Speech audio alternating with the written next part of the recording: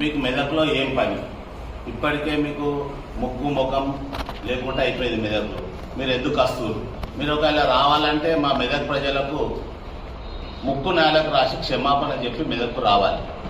మీరు ఆ పని చేసినట్లయితేనే మేము మెదక్కు రావాలి. అసలు ఎందుకు వస్తున్నారని మీకు హెచ్చరిస్తున్నాను. ఈరోజు రావడంతో మీరు 100 రోజులలో చేసేది 50 రోజుల్లో చేయాలి అని అన్ని అబద్ధాలు చెప్పడం మీ లెక్క కాదు. మేము గతంలో కేసీఆర్ చెప్పిండు రుణమాఫీ చేస్తాము, 5 ఏళ్ళు అయింది కానీ ఏ రోజు రుణమాఫీ చేయలేదు. 57 ఏళ్లకు పింఛన్ ఇస్తాడు, ఏ రోజు అన్ని ఇచ్చిందా? పింఛన్లు ఏం లేదు. అదేవిధంగా ఎన్నికల స్టంట్ పెట్టుకొని బీసీ బంధు దళిత బంధు అన్నాడు, ఏ రోజు ఏ బంధువులకు రూపాయి ఇవ్వలేడు, ఫేక్ చెక్కులు ఇచ్చి వెళ్ళిపోయాడు. నీ పాలననే సత్తా లేదు. మీ పాలనలో ఏం సత్తా ఉంది చెప్పండి? కేటీఆర్, హరీష్ రావు, కవిత, కేసీఆర్ వీళ్ళే మీ పాలన. ఏ మంత్రి కన్నా విలువిచ్చిరా? ఏ ఎమ్మెల్యే కన్నా విలువిచ్చిరా?